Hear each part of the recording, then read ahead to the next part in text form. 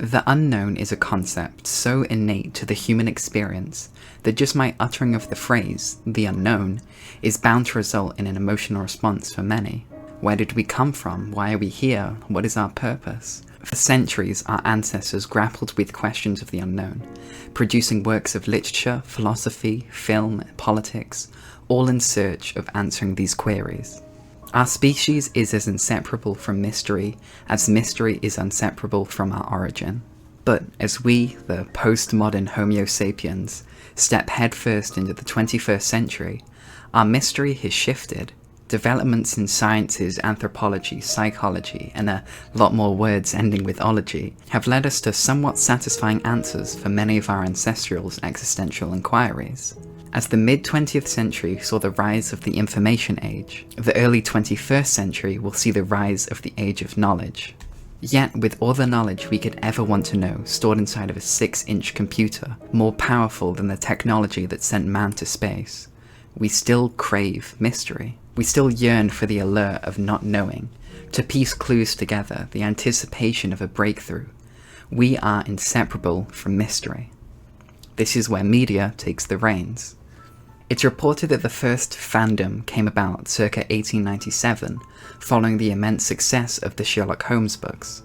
A series that I'm all sure you know follows the investigations of Sherlock Holmes and Dr. Watson, two detectives in late Victorian England with a minor cocaine addiction. Holmes and his series have remained relevant in the cultural zeitgeist for over 130 years since his first appearance, spawning films, TV, a homoerotic Tumblr fandom, and, most culturally significant, a 2-hour H-bomb video. But since I haven't consumed any Sherlock media since The Hound of the Baskervilles in Year 5 reading comprehension, I'll move on to a better example.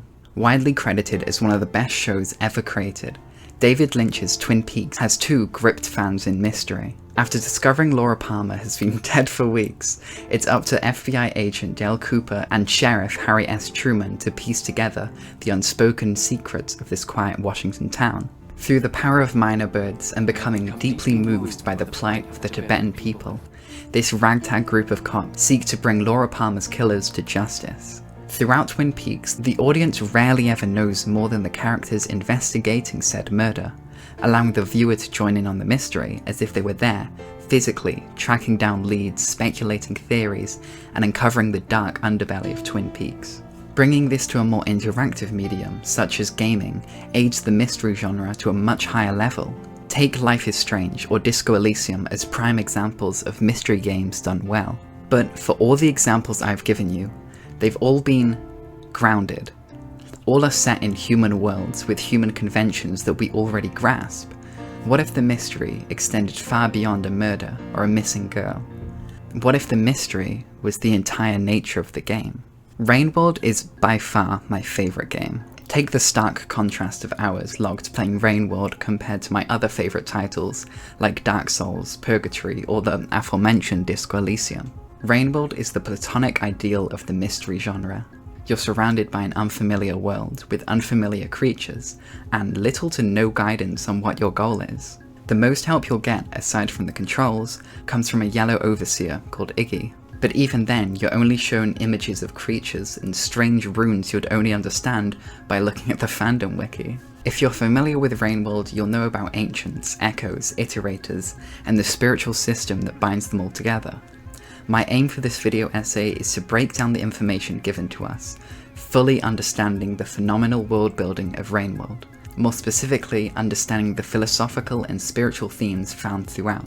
So, if you haven't played Rainworld, this video might be very hard to follow, as the lore of Rainworld is very eccentric and intricate. To remedy this, I would highly recommend you playing, but for those not wanting to sink hours of their life into this 2D platformer, I'd suggest watching one of the many videos explaining the story of Rainworld and its subsequent DLC, Rainworld Downpour. I usually point people to The Affairs of Passing Gods, Rainworld's Full Story, by Solemn Sunday. So, without any further hesitation, let's get into the video. The paradigm of the ancients' culture was based upon the cycle of life and death that trapped every living creature.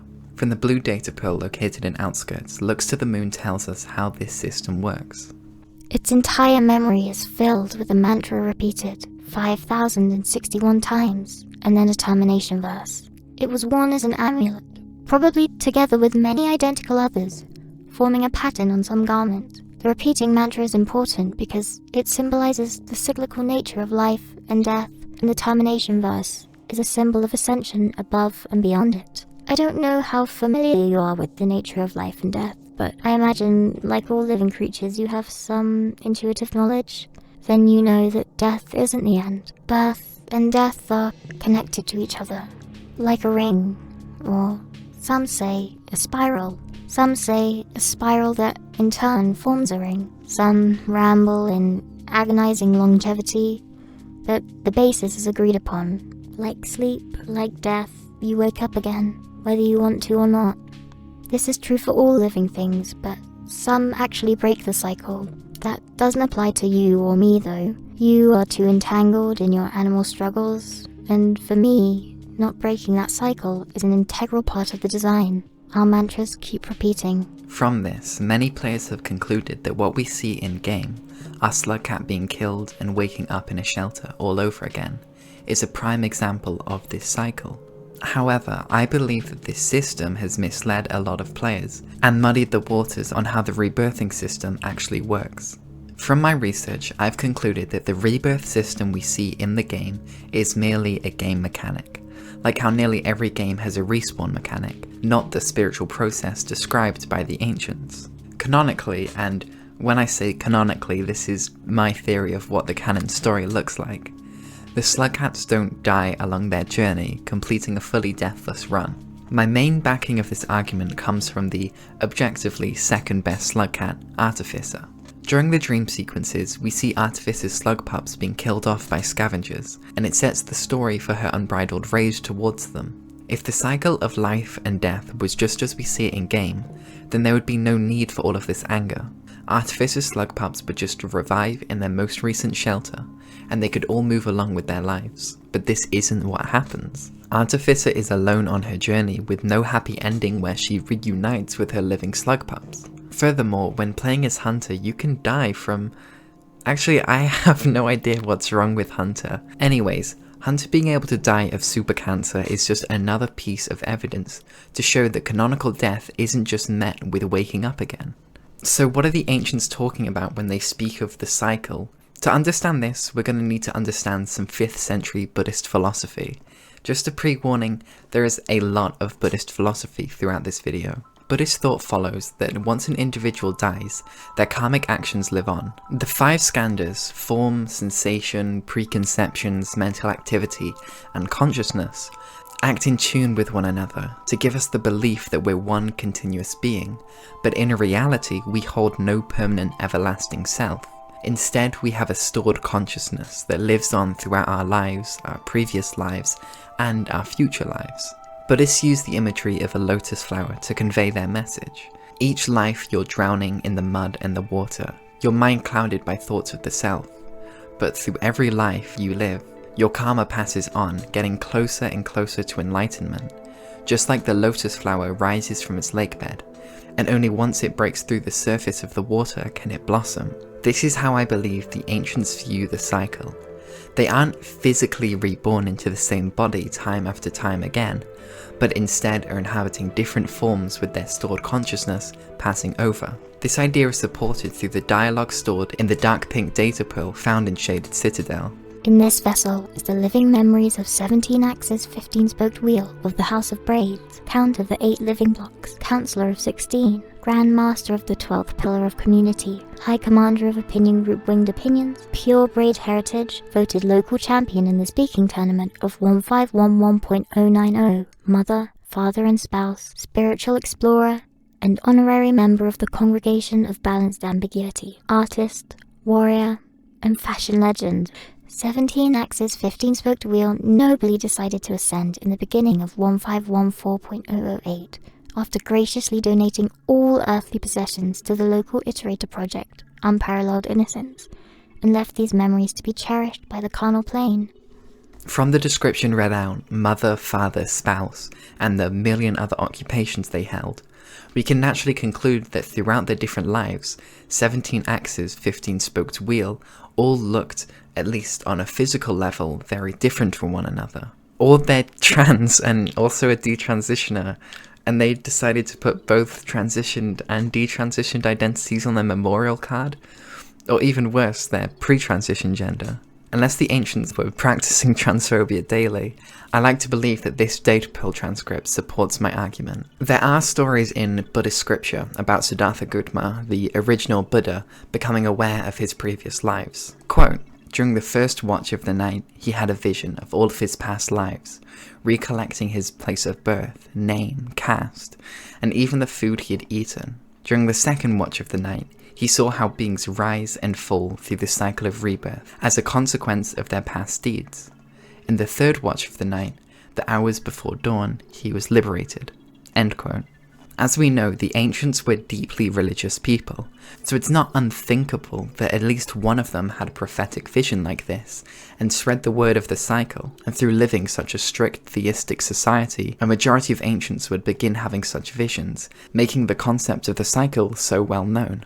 This is a much bigger stretch and something I just thought was cool when writing the script, so I'm not trying to claim this as a fact, but the weird naming system could have something to do with the viewing of past lives, and picking out repeating symbols as a way to diminish the self, and embrace the ever-changing nature of their existence. So for example, 4 needles under plentiful leaves may have had 4 previous lives, during which they were surrounded by pine trees. It's a bit of a stretch, but it's cool to think about. So now that I've denied one of the most fundamental game mechanics, I should probably explain what I believe the alternative to rebirthing is. As previously stated, once a creature dies, it inhabits a new form. But as a baseline for all other explanations, your physical body dies and you carry on, keeping only your stored consciousness. Once again, we need to take a look at Buddhist philosophy. The samsara is the painful, eternal cycle of life and death. Buddhist cosmology speaks of 6 differing realms an individual can find themselves rebirthed into, based upon their karma. The 6 realms are as follows: the gods realm, the human realm, the demigods realm, the animals realm, the hungry ghost realm, and hell. I believe that Rainwald's canonical rebirthing system functions in a similar manner to this. A quick note before we continue, only some strains of Buddhism teach that these 6 realms are actual physical realms, with most believing that these are metaphorical or mindsets, but for the purpose of this video, I'm going to treat these realms as physical, as it fits better when explaining Rainwald lore. When talking to 6 grains of gravels, mountains abound, they state, "A little beast, but not as dim as the rest perhaps. So down into the depths you go, as many others before you, drawn to the void again and again, an endless drip, drip, drip." Attuning can be defined as making things harmonious or bringing one into harmony. This could be about the slug cat reaching enough karma to ascend to a higher level, one that the echoes are far more aware of. Furthermore, by taking one of 5 Pebbles' data pearls, there's a chance you'll get this dialogue while having it read by Looks to the Moon. It is the impression of being a small creature, like a wall-climbing lizard, and looking up into the branches of a big tree. The last third is partly overwritten with a number series I vaguely recognize, but without my memory. It's implied that the data pearls being stored in the 5 Pebbles superstructure are used to solve the Great Problem, the name given to the ancient search to break the cycle. So having the memory of a lizard saved for this purpose strengthens the argument that the stored consciousness can pass between the realm of animals and the realm of humans, or whatever creatures the ancients were. As a point I need to add, because without clarification I do contradict this later, I don't believe that the lizard ascended by itself. The ancients most likely bioengineered a more intelligent lizard and then chucked into the void sea. Maybe this data pearl is the remnants of a report on an experiment of some kind. This theory is quite loose and hard to grasp, even I had my doubts when writing the script. Regardless, I think it still performs the best when trying to understand the cycles, sticking to the very obviously connected source material. But since it seems like quite a reach, I'm going to bring up some counter-arguments and then explain them to the best of my ability. Please remember that the lore we're given is very vague, and I may not get everything right all of the time. Why are there no ancients being rebirthed into existence if animals can pass to higher levels? The creatures we meet in Rainworld possess little desire to ascend, probably not understanding the system entirely due to being of significantly lower intelligence than the slugcat we control. This is backed up during our encounter with 2 Sprouts 12 brackets. We can feel your presence, little creature. Your attunement has become much closer to ours. The mark you received is an unimaginable gift. Therefore, the creatures aren't hitting high enough karma to ascend into the human realm. During our time in the depths, we encounter 0 wildlife. Sure, it's rife with activity in subterranean, but near the Void Sea, it's barren. Moreover, the only time we achieve full karma is after talking to 5 pebbles or looks to the moon, something that most creatures aren't putting in the time to do, other than the chieftain Scav for some reason. This is all to say, without hitting karma 10, the creatures aren't going to ascend to the next realm. Do the slugcats we ascend turn into ancients? No, for 2 reasons. Since the ancients are a dead species, no more ancients are reproducing, therefore there's no more bodies being created to inhabit. Or 2, due to the full karma of the ascended slugcats, they kind of bypass the human realm, as they've already reached the same point the ancients needed to reach to ascend to the higher realm. Where have all the ancients gone? Leading on nicely from my last point, the ancients don't physically go anywhere. Their bodies are dissolved into the Void Sea, but their souls pass on to the highest level, the God Realm, which I'll talk about further in this video. What about the Echoes? The Echoes get their own section, a bit of a cop-out. The final bit of evidence I want to bring up before concluding on the cycles is a previous data pearl, the blue pearl from Outskirts. I don't know how familiar you are with the nature of life and death, but I imagine, like all living creatures, you have some intuitive knowledge. Then you know that death isn't the end. Birth and death are connected to each other, like a ring, or some say a spiral. Some say a spiral that in turn forms a ring. Some ramble in agonizing longevity, but the basis is agreed upon. Like sleep, like death, you wake up again, whether you want to or not. If the cycles were as we see them in game, then the imagery of a ring is all the ancients would be concerned with. However, the use of the spiral holds significant meaning in pagan, Celtic, Aboriginal and Islamic religions, as well as countless others. The spiral path symbolizes our progression of life and of spirituality. With each revelation and moment of enlightenment, we're brought back to a similar point, but never the same place, only a more refined version of that original point. This works as a beautiful metaphor for the advancements through the differing realms. You're making your progress down the spiral, but always remaining in a similar place, getting closer and closer to the center of truth, and that center of truth for the ancients was... Ascension is one of the more dubious areas of Rainworld analysis. Since it happens after death, the people who know what happens for a fact are dead, therefore they can't report back their findings. This means a lot of this segment will be pure interpretation, but in my biased opinion, I've put together a pretty solid explanation that nicely fits in with the rest of my analysis. I do think Ascending is in my top 3 coolest moments from any video game. After hours upon hours of battling for your life, you're treated to this surrealist, psychedelic experience, only rewarded to players who are willing to fight tooth and nail for the ending, and then immediately luring players back in to play again and figure out what the hell they just witnessed. A good place to start for analysing what happens during Ascension is to see it happen. So that's what I'm going to do, playing out the Slugcat Ascension and making comments. First, you plunge into a sea of void fluid, with visuals of gold dripping down onto a black canvas. Immediately we have our first question.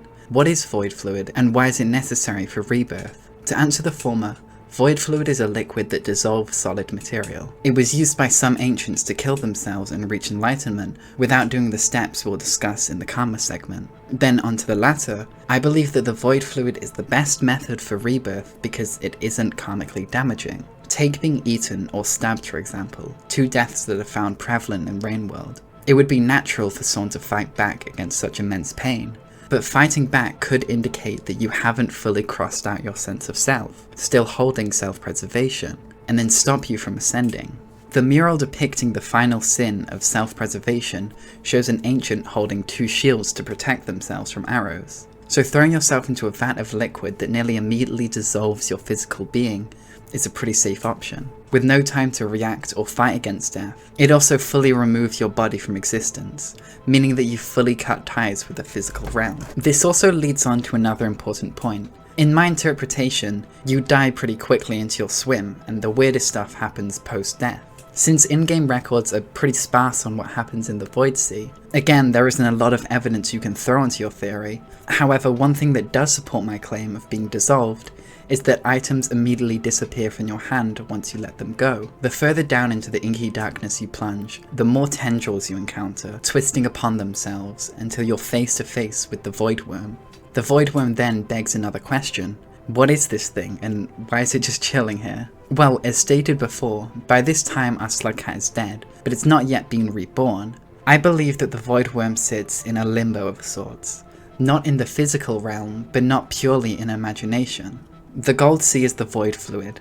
That's why the surrounding area is also gold, either dripping from the ceiling or lit up and projected by the void sea as caustic light dances from the roof of subterranean caves. However, the Black Sea is where the souls go between death and rebirth. The Void Worm sits as an eternal entity that exists between states. For this reason, I would say it's reminiscent of the biblical Saint Peter or Norse mythology's Heimdall. It guards the gates to Ascension, and it does that through a test. The Void Worm looks at you, debating on whether or not you're ready to ascend. I assume it has some form of cosmic knowledge. If you're accepted, it stabs you with one of its tendrils. If you're rejected, then you're sent back up to be reborn. We see this happen with both Artificer and Saint. They weren't ready to ascend, and so could not stay in the Void Sea. 2 points that might be brought up in counter to this is that surely this would mean Artificer would become an Echo, and if so, why can't we meet the Artificer Echo? Well, as I'll talk about later, I don't think Artificer's Ascension ending is canon,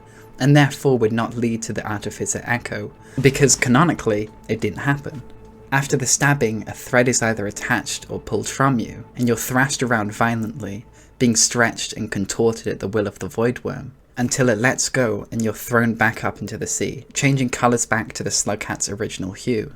My interpretation of this is that the Void Worm is detangling you. Imagine holding a ball of yarn from the end of its string, and then dropping it and letting it all unravel. Following being thrown upwards, as you swim through the void, more and more Slugcats swim alongside you, all united in movement, all swimming towards the light.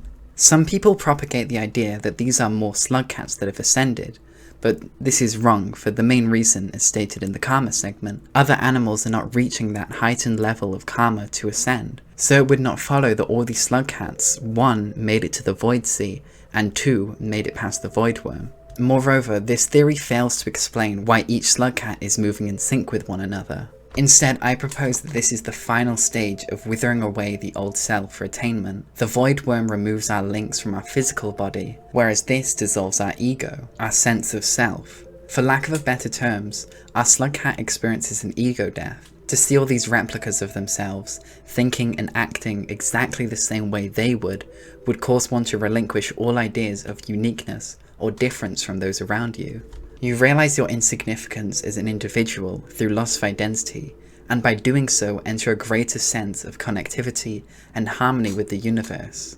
It's quite fitting that before this, the beige grey the Slugcat turns is reminiscent of shedded snakeskin. This is something I'm going to delve much deeper into once I finish commenting on the sequence, so if I sound like some lunatic trying to sell you a sheet of acid, please bear with me. After swimming towards the light, a cutscene plays. A cutscene that differs for each Slugcat. While in my canon, only Hunter ascends. Before the Downpour DLC, both Survivor and Monk had their own cutscenes. And since the base game endings would have been created before the Gourmand storyline, it's fair to assume that these endings would be an accurate description of Ascension. So in my analysis, I will cross-reference with the Survivor and Monk cutscenes, even if they have been later retconned.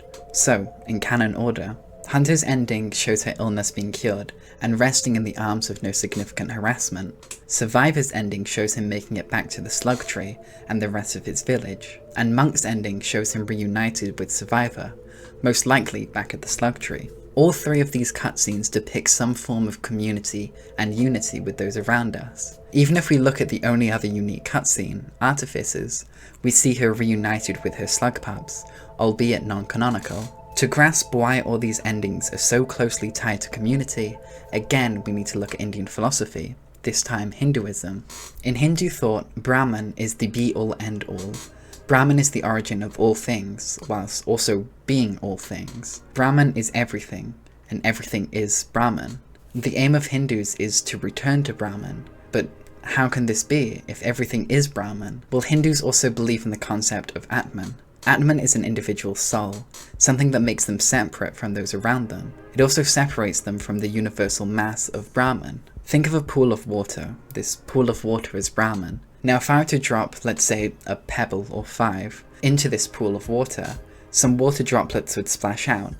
These droplets are separate from the pool, but are still attached to the water. The droplets in this metaphor are the individual souls, Atman, separated but fundamentally linked to Brahman. This is how I believe the system in Rainworld is set up. The in-between sea that we enter after Ascension is Brahman. This is where the souls go once they escape the cycle of life and death, so often talked about in Rainworld. Only after dropping your desires, your ego, and ascending to the highest karmic level can you realize a profound oneness with everything surrounding you, and only then is your mind ripe enough to return to Brahman, or in our case, the in-between sea. In a lecture given by David Lynch on transcendental meditation, an offshoot of Hindu beliefs, he provides a very good metaphor for this process. And yes, I will be doing a David Lynch impression instead of playing the clip. Tonight's talk is on consciousness creativity in the brain. And if you have a golf ball sized consciousness, when you read a book, you'll have a golf ball size understanding. When you look out, a golf ball sized awareness. And when you wake in the morning, a golf ball sized wakefulness. But if you could expand upon the consciousness, then you read the book more. Understanding, you look out more awareness. And when you wake up, more wakefulness. It's consciousness.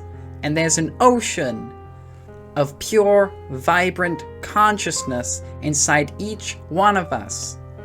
And it's right at the source and base of mind, right at the source of thought, and it's also within the source of all matter. The more aware you become, the more you can see wrong action.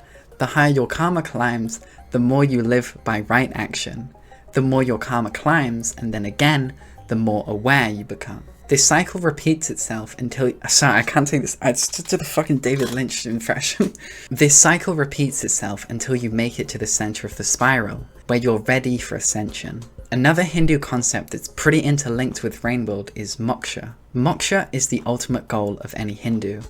To escape the samsara, the cycle of life and death. This will be determined by your karma and your ability to transcend the attachments we hold in our daily lives. Does this sound familiar to the Rainworld ancients? There are 2 stages to moksha, both of which I cannot pronounce for the life of me, so I'm just going to put an image on screen. The first is liberation from this life, and the second is liberation after death. We can tie the first stage to the highest stage of karma, identifying the sins and crossing them out, and the second can be tied to being spun around violently by the void worm, shedding your old soul for a new. While this is similar to Buddhist nirvana, I think moksha is more closely tied to ascension, for reasons I will now discuss. While nirvana offers enlightenment and a release from the samsara, moksha is more focused on salvation, saving people's souls from samsara, to be reunited with Brahman. While reaching nirvana requires you to stay on the Eightfold Path, which is very similar to the practices we see the ancients deploy, moksha delivers true, purest liberation of the soul. And I think that's what closely resembles the ascension we see in Rainworld. I don't think I've said this yet, so I will now. I believe the spiritual system in Rainworld is based off a mix of both Hinduism and Buddhism, so there'll be a lot of overlap between the concepts or grey areas where the 2 philosophies may have been merged. It's not one or the other, but both simultaneously. To ascend, slug cats must reach the highest karmic level, identify what binds them to their old lives, and shed it from their soul. From these actions, one can pass on in a non-karmically damaging way for one final test by the void worm, and then finally be reunited with the universal sea of consciousness. At this point, you may be wondering, this sounds pretty karma dependent. I really wish there was a video essay explaining Rainworld Karma's system. Well, guess what? Screen transition. Throughout Rainworld, you'll become accustomed to the Karma system, a wheel of symbols being altered by death and by sleep, granting you access to locations or locking you out of them. Before we look at Rainworld's Karma system, it might be helpful to understand its real-life origins to fully grasp the concept, as in much of our Western civilization, we've doctored karma to better fit our own cultural worldview. Karma is a Sanskrit word, meaning both action and impact. Good actions will give you good karma, and bad actions will give you bad karma. We're all familiar with this concept, but what many people miss is how differing cultures perceive both good and bad. In the West, we generally base our ethics upon works of Enlightenment thinkers, men like Immanuel Kant, Jeremy Bentham, and J.S. Mill, defining good as justice, equality, and fairness, and bad as their opposite, unjust, inequality, and unfairness. But underlying these so-called rational and scientific ideas of ethics is the structure that such ideas were born out of, and the personal biases held by philosophers themselves. A vast majority of us in the West don't strictly adhere to religion and its values, but our social norms fit the values very similar to that of Christianity, because the structure of our previous Christian society has influenced each generation to come.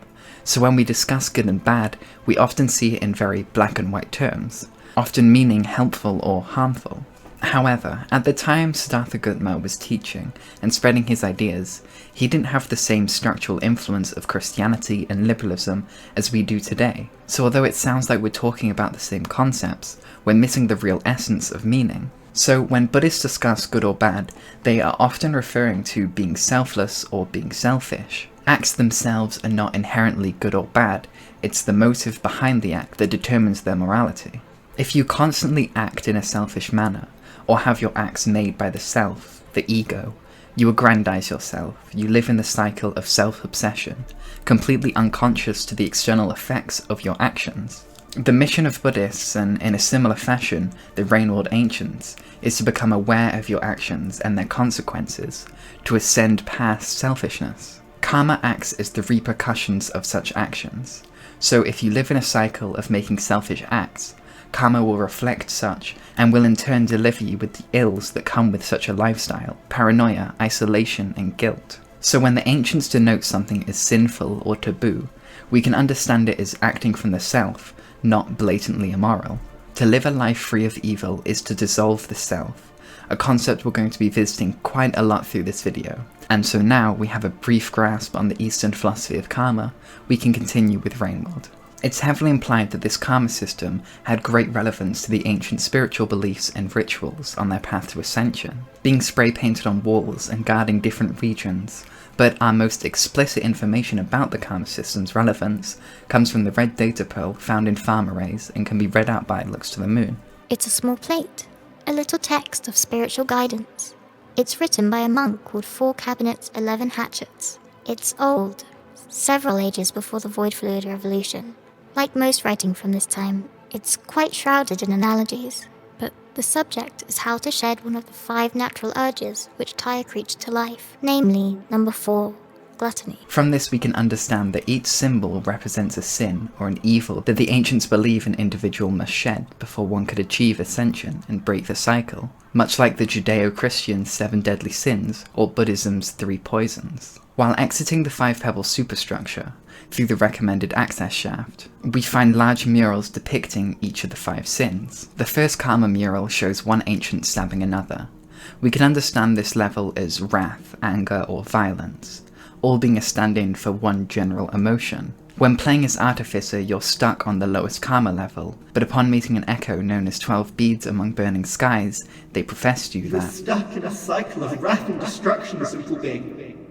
Gripped by raw emotions whose chains bind you, destined to this land. The second karma mural displays 2 ancients having intercourse. We can understand this level as lust or love. Significantly less evidence for this one, other than it being graffitied around the map. The third karma mural is a little harder to decipher, but it's generally agreed upon that it shows 2 ancients holding hands, representing emotional connection and companionship. When talking to 19 Spades' Endless Reflections, they give insight onto what connections bound them to the mortal realm. Behold this empty husk of a land, populated only by storms, ruins, and abominations. It wasn't always thus. I was once the count of 2 living blocks, esteemed by my peers. I had progeny. From within my vessel of flesh, I would perch upon this spot to observe the rising of the sun. The fourth Karma mural depicts an ancient eating a whole-cooked animal, representing gluttony and overindulgence. We're told this directly by looks to the moon in the previous mentioned data pearl, but we're told this indirectly by looks to the moon's overseer, using the fourth Karma symbol to indicate that there's food nearby. And finally, the fifth Karma mural portrays an ancient holding 2 shields, defending itself from arrows, or spears. This is another slightly harder to interpret illustration, but I believe it shows the ego or the individual's want to live by protecting themselves from harm instead of letting go, therefore preventing ascension. If you stay on full karma for 5 cycles in a row by not dying, you'll be rewarded with the achievement The Survivor. The icon for this achievement uses the same symbol as the 5th karmic level, once again reinforcing its place as a representation of self-preservation. Through data pearls and echo interactions, we can learn some of the methods the ancients practiced on their path to ascension. While playing as Artificer, 12 Beads Among Burning Skies gives you the advice to get over it and raises your karmic level by 1. An unrewarding battle awaits, culminating in a path of no return. A perpetuity of struggles begetting more of the same. Find a way out, if you still can. There's little information given on the methods to pass lust, but we can assume that they practice celibacy. Furthermore, we can see ancients adorning large masks. This could be utilized in similar fashion to women wearing burqas in Islam, acting as a display of modesty. This is reinforced by the information we gain from the Blue Pearl, found in the industrial district. It's a production record of a mask factory, for what seems to be its last time in service. Have you seen a bone mask? Likely not. They are all gone with their owners. In ancient times, the masks were actually about showing spiritual persuasion, covering the face, as a way to symbolically abate the self. When talking to 12 Beads Among Burning Skies, as a slugcat other than Artificer, they question, What brings you to this lonely place? You seek the same isolation that I once did in flesh? And when talking to a bell 18 beads in Farmer Rays, a region distant from the metropolis upon 5 pebbles, they state, Strange. Something still draws me here, even after all this time. The weather is so different now, but the fields. I do not need eyes to know that the grasses still sway gently in the winds. We can infer that many ancients lived in solitude when attempting to pass the 3rd karmic level of companionship. From the red data pearl already mentioned, Full Cabinet's 11 Hatchets writes instructions on how to live off herbal tea and gravel to conquer one's gluttony. And from the green data pearl found in Drainage System, Looks to the Moon tells us, It's an old text. The verses are familiar to me, but I don't remember by whom they were written. The language is very old and intricate. The first verse starts by drawing a comparison between the world and a tangled rug. It says that the world is an unfortunate mess. Like a knot, the nature of its existence is the fact that the parts are locking each other, none able to spring free. Then, as it goes on, the world becomes a furry animal hide. I suppose because now us living beings are like insects, crawling in the fur. And then it's a fishing net, because the more we struggle and squirm, the more entangled we become. It says that only the limp body of the jellyfish cannot be captured in the net. So we should try to be like the jellyfish, because the jellyfish doesn't try. This was an eternal dilemma to them. They were burdened by great ambition, yet deeply convinced that striving in itself was an unforgivable vice. They tried very hard to be effortless. Perhaps that's what we were to them, someone to delegate that unrestrained effort to. I know I have tried very hard. From this we learn that the ancients attempted to become apathetic and uncaring of the self in order to reach ascension. It's important to note the in-game graphics of the karma system with every successful cycle. You literally and figuratively rise above your previous sins, but it doesn't just rise up. It rises with a slight curve, implying that each karmic system sits on a wheel, striking similarities to the Buddhist Dharma Chakra, or Wheel of Dharma. In Indo-Tibetan Buddhism, the spokes of the Wheel of Dharma represent the notable Eightfold Path. the 8 truths one must live by to reach nirvana or enlightenment. Much like the instructions created by the ancients on how to shed the 5 evils in order to achieve ascension. Buddhists believe that reaching nirvana isn't a straightforward path, but more like steering a wheel, where all spokes must be in motion to end up at the desired destination. The movement of the Dharma chakra also draws parallels to the cyclical nature of life, another theme found present in Rainworld, sometimes being developed into the more intricate Bhava chakra, also known as the Wheel of Life. Though this explains the first 5 karmic levels, there's still another 5 left unexplained. By visiting 5 pebbles or tracking down 4 echoes, you can get your karmic wheel increased to 10 levels instead of the previous 5, and so each of these new karma systems must be decoded to understand the new progression system. Symbols 6 to 9 are all slight variations of each other, beginning with 4 circles being compressed by one larger circle. Each circle is replaced as a line as you make your way up the karmic wheel. This is until you reach Karma 10, which is where only an X remains. We have no concrete knowledge of what these extra symbols represent, but I've spent some time theorizing and I think I've got a pretty good grasp on what each represents. Each smaller circle represents a sin. From the first 5 karma symbols, you're aware of that, because as we previously mentioned, becoming aware of your actions, of your karma, is the path to enlightenment. And once you've shed your sin, the circle is replaced by a line, being crossed out. So, by looking at the chart, at level 1, you're only aware of 1 sin, therefore the highest step to ascension you can reach is by shedding that 1 sin. By level 2, you're aware of 2 sins, and thus you can shed 2. You can see where I'm going with this. Each new level makes you aware of a new sin, that gives you the ability to shed it. This is until level 4, where all sins have been shed, leaving just an X in its place. I believe that the larger circle encompassing all of this is the 5th sin, the self, as all other sins are creations of one's own ego. So when you've reached the highest karmic level, you've essentially crossed out your existence, shedding all sin and concept of the self, allowing for ascension. One of the big mysteries of Rainworld lore is the Echoes. These celestial beings inhabit the regions, speaking of their past lives and sometimes warning the player not to follow in their footsteps. The history of these echoes is one of the saddest in the Rainworld story, becoming the semi-physical embodiment of a true existential Lovecraftian horror. From the red data pearl in Farmarays, we can learn a bit about how the echoes came into existence. Now, of course, when void fluid was discovered, these methods proved obsolete, as it was much more easy just jumping in a vat of it to effortlessly leave this world behind. There were some horror stories though, that if your ego was big enough, not even the void fluid could entirely cross you out, and a faint echo of your pompousness would grandiosely haunt the premises forever. So, even when the void fluid baths became cheaper, some would still starve and drink the bitter tea. The echoes were individuals who held too much connection to the world of the living to pass on properly, and so they stay here, chained in a limbo of life and death. From this we can conclude that the Void Sea doesn't just take any soul, reinforcing the previous theories on unifying both body and soul to ascend. But what actually are the Echoes, and how do they fit into the previous theories? Well, before we start on that, we need to look back at the Tibetan Wheel of Life. If you remember at the beginning of the video, I lay out all 6 realms: the God, Demigod, Human, Animal, Hungry Ghost, and Hell realm. Noting that ascended beings reach the God realm, the ancients existed in the human realm, and slug cats, lizards, and other animals sat in the animal realm.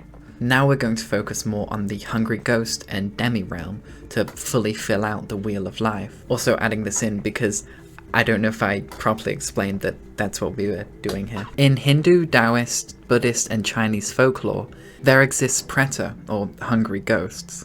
These hungry ghosts are trapped to wander the earth constantly, in search of satisfaction, a slave to their desire, often personified by their worst traits. Some stories feature ghosts with abnormally large stomachs paired with small mouths, unable to fill their appetite and left to starve.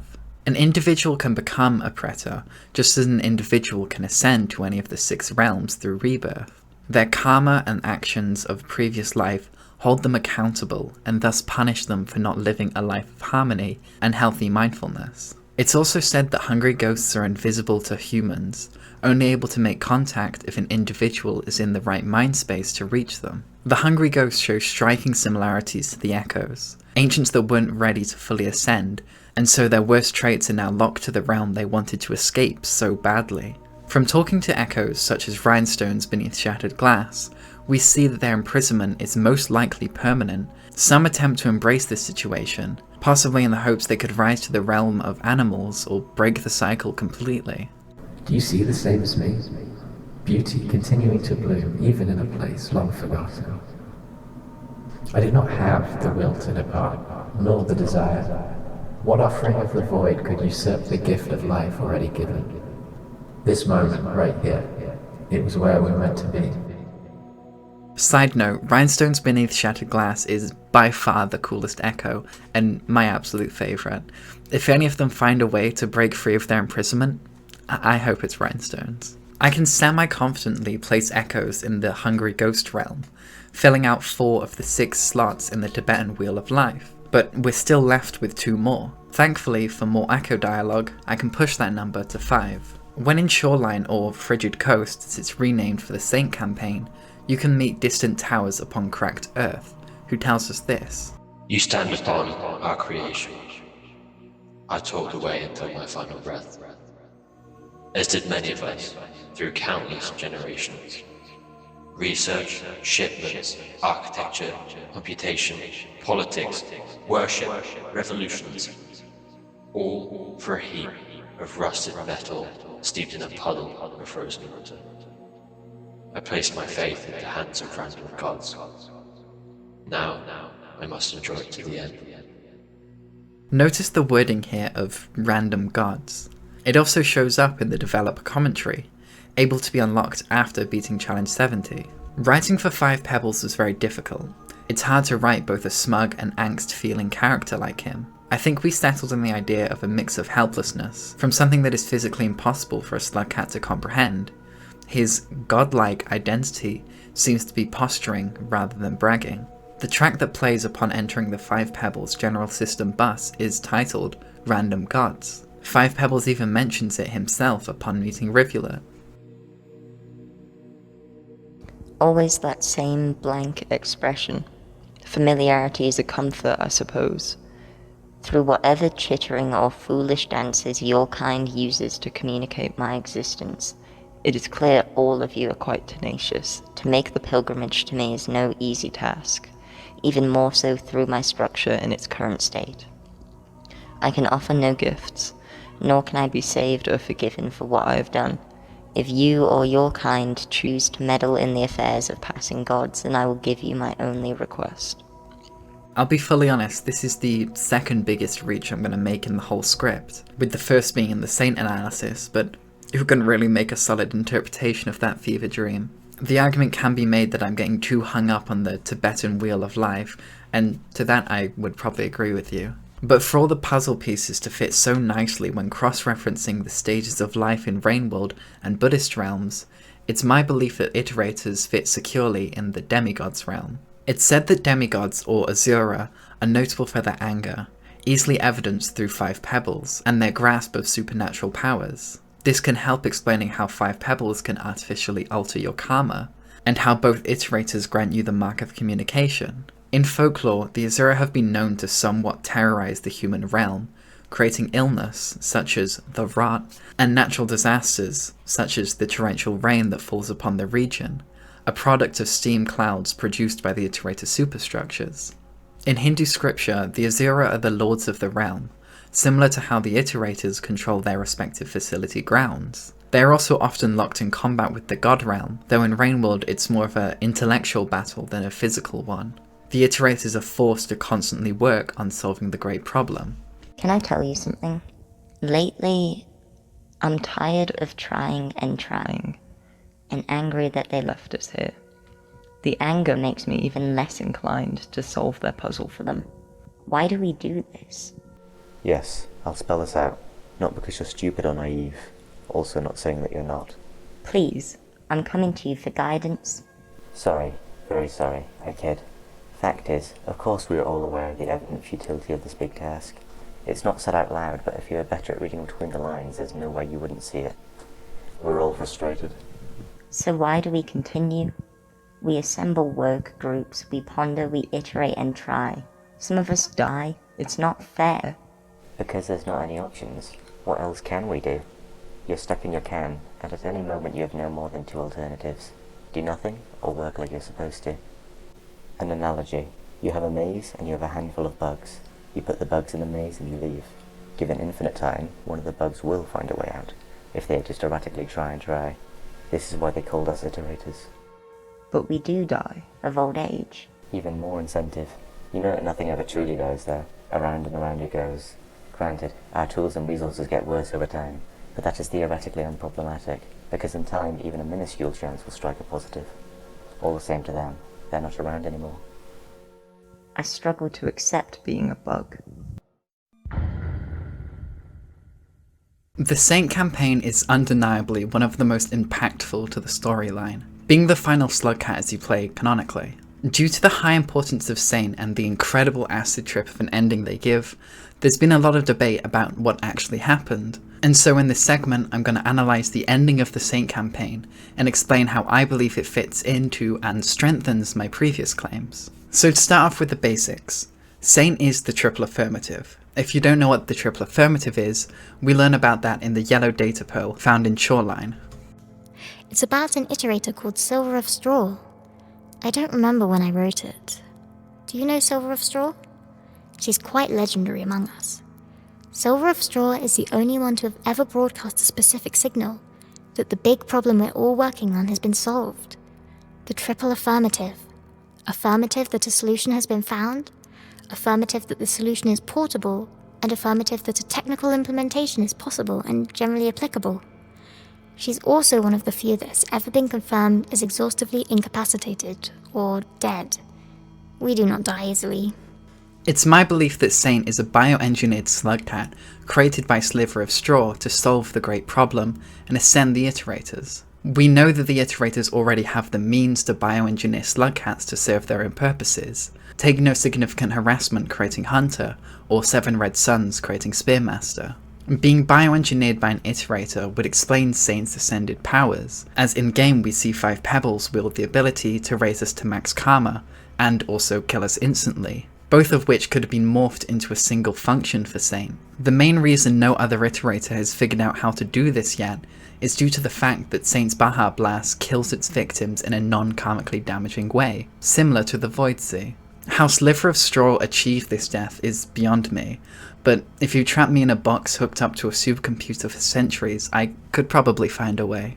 Saint also possesses the mark of communication before meeting Lux to the Moon, meaning that they've already met previous Iterators. And to top off all the theories, Saint has 3 dots in the head. Notice how the other Iterators have symbols on their head indicating their names. 7 Red Suns and Lux to the Moon are prime examples of this. Wouldn't it make sense for Saint to have the 3 dots on their head if they were the triple affirmative? Especially since we don't see any type of marking like this on any other Slugcat. So to circle back to my original point, Saint's mission is to go around to all the different Iterators and ascend them. This is crucial to understanding the rest of Saint's story. So now onto the acid trip part. While descending into the depths as per usual for an Ascension run, you're cut off early. The cave systems that once upheld the land have disappeared. The teal pearl found in Subterranean offers an explanation for its disappearance. It's the blueprint for a void fluid filtration system. Do you know what void fluid is? I think you don't. If you leave a stone on the ground and come back sometime later, it's covered in dust. This happens everywhere, and over several lifetimes of creatures such as you, the ground slowly builds upwards. So why doesn't the ground collide with the sky? Because far down, under the very, very old layers of the earth, the rock has been dissolved or removed. The entity which does this is known as the Void Sea. The Void Sea has eroded away the underside of rock, just one of the many environmental factors indicating the extreme time jump from Rivulet to Saint. You land in a new Saint-only location called Rubicon. Controversial and hot take coming in, I don't think Rubicon is real. The fall we see our Slugcat take would, in any other context, kill them immediately. But we don't see this in Rubicon. My personal interpretation of what happens here is that Saint dies and is karmically judged for their actions. They sit at the highest karma level, not because they earned it, because they artificially rose it by talking to echoes, and now they sit in the belly of judgment for their sins of tricking the karma system, and they're sent to the hell realm. This is why when you die in Rubicon, you respawn back in Rubicon, despite not sleeping in a shelter. And with the Hell Realm, we finally fill out all 6 realms of the Tibetan Wheel of Life. Again, we must cross-compare our Western views of Hell with Eastern Buddhism to understand Rubicon. Hell, or Naraka, acts as our version of Purgatory, outlined by the Italian poet Dante in the Divine Comedy, specifically Book 2, Purgatorio. Naraka isn't an eternal stay, but it's incomprehensibly long. An individual will sit in Purgatory until their karma has been used up. Only then will they return to a higher realm. There are 16 different hell realms that you can end up in, consisting of 8 hot hells and 8 cold hells. But for the purpose of applying this to Rain World, I believe that Video Cult just created their own realm, not fully sticking to the Devaduta Sutta for creative purposes. The definition of Rubicon is a bounding or limiting line, especially when one crosses that line, they're committed irrevocably. This fits with the interpretation that Saint has been sent to hell for an indefinite amount of time for pissing off the karmic forces that govern the universe. Some skeptics may point out that Artificer can ascend if they talk to enough echoes and drag a dead Scav's body into the depths. However, I don't believe that the ascended ending for Artificer is canon, and therefore doesn't play by the same rules. In Expedition mode, the Chieftain Scavenger does not spawn in Metropolis. We know this as Monk, Survivor, and Gourmand can initially spawn in Metropolis due to the initial spawn being randomly selected. All 3 of these slugcats take place post-Artificer campaign, so the lack of Chieftain Scavenger points to the Artificer murder party ending being the true ending. As you progress through Rubicon, you see parts of the overworld crudely recreated in this hellish region. This again acts as a visual metaphor to indicate how unbelievably long Saint's stay in hell lasts, going through the entirety of the regions. This visual metaphor works if you hold the correct opinion that the rain cycles we see in day last from between a week to a month. So to pass all the regions in one run as you do with Saint would take a while, to say the least. The broken nature of these areas being strung together may come from Saint's own mind, trying to piece together the world they once knew like a fading memory. Holy shit, is Rainworld all in the head? After making your way to 5 pebbles and looks to the moon, if you took the action of ascending them, you have a very cryptic dialogue with them.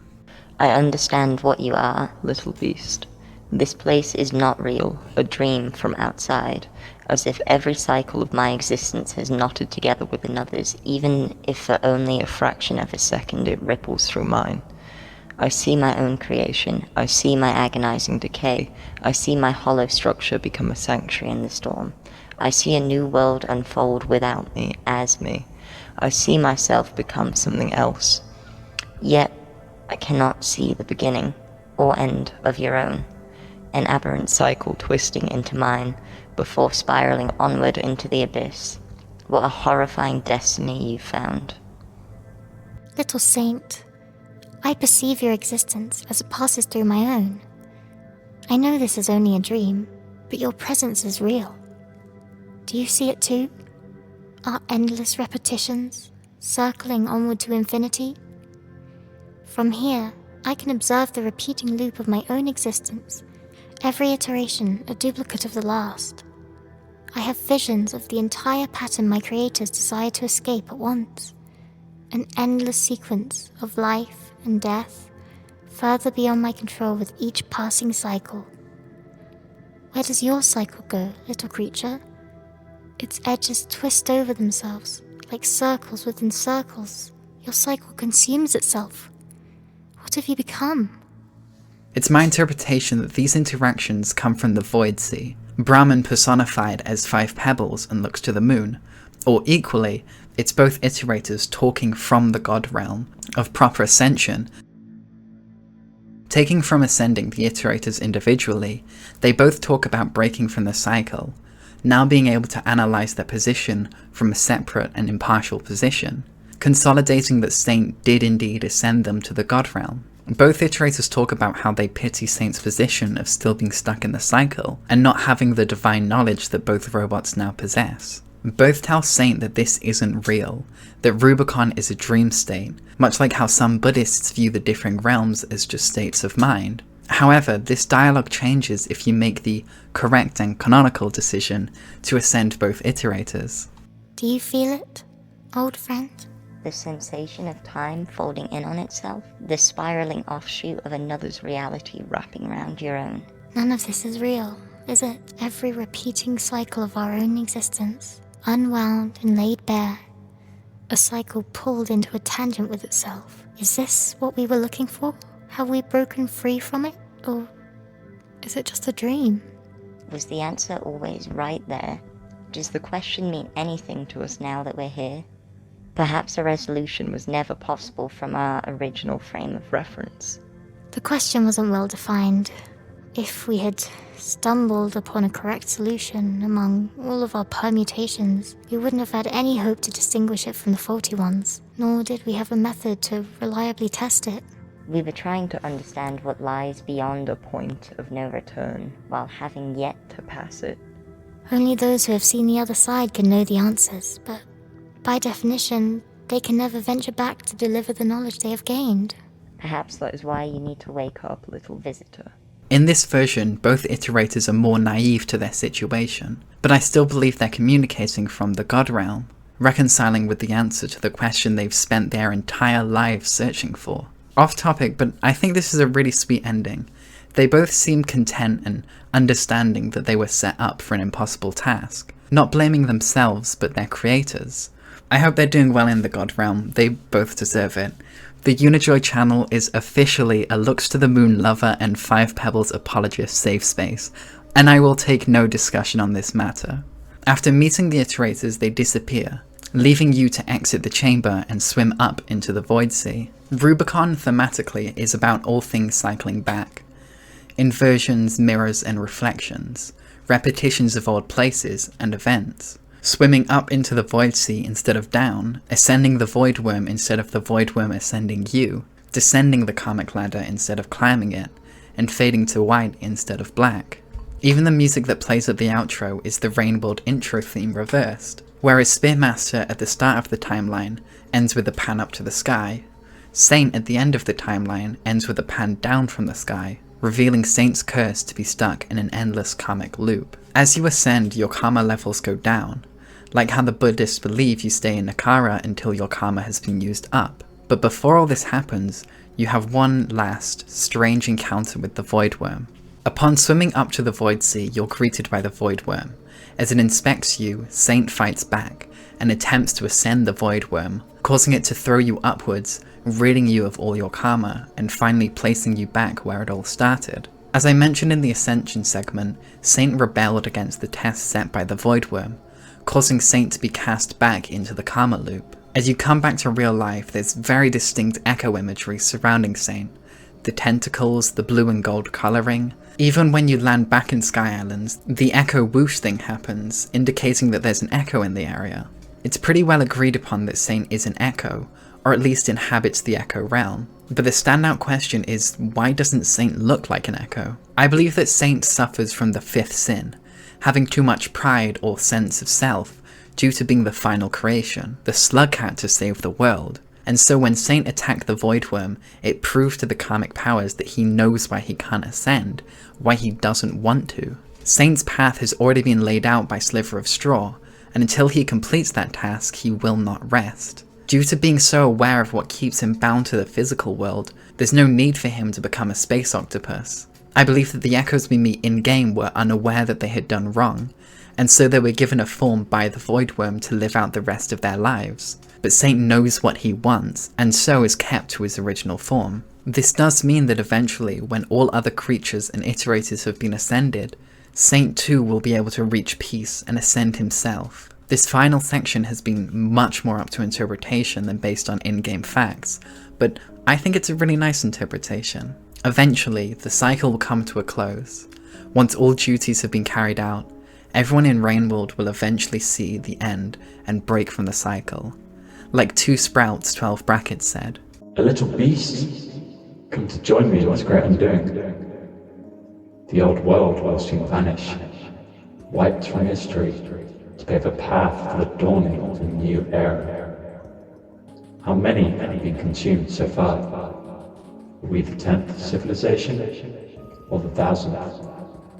Amusingly, they thought their small struggles bore such great significance.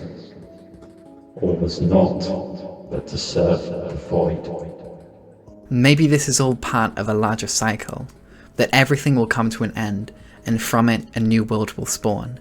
New creatures, new lands. Maybe what we see is just a small glimpse of an everlasting repetition. Death, birth, rebirth. It's all one within the cycle. Who knows, maybe through getting so caught up in their own cycles, both ancients and iterators failed to consider the never-ending cycle of the universe itself. But what point is there obsessing over cosmic horrors beyond your comprehension, when deep down you know that your cycle has ended? It says that only the limp body of the jellyfish cannot be captured in the net. So we should try to be like the jellyfish, because the jellyfish doesn't try. This was an eternal dilemma to them. They were burdened by great ambition, yet deeply convinced that striving in itself was an unforgivable vice. They tried very hard to be effortless. But hey, that's just a theory. A game theory! And there we have it, Rainworld's philosophy, a spiritual analysis. Making this video was a very long-term passion project for me, so I'm very sorry that it took like over a year to come out. I don't intentionally plague you all with no uploads, I just wanted to get this perfect. I'm genuinely getting a little bit emotional writing and recording this. I started this script on the 29th of September 2003, and it's done. The Rainworld video is finally out. I don't usually ask people to subscribe, but if you got this far, please consider it. So much work has gone into this. Thank you to all the wonderful people who lent their voices to this video. Your name should be on the screen as I speak. Thank you to Charlie for this beautiful work on the thumbnail. A link to his Twitter is in the bio if you want to check out more of his work. Super talented artist. Thank you to Leo for recording all the footage for this, and then thank you again to Jake and Leo for introducing me to this game and getting me into Rainworld. It's really been a Pandora's box in my mind, but instead of bad stuff, it's Slugcat looks to the moon. It's been a Rainworld after all. What fate a Swagcat? 5 apples. Holy shit, this video is long.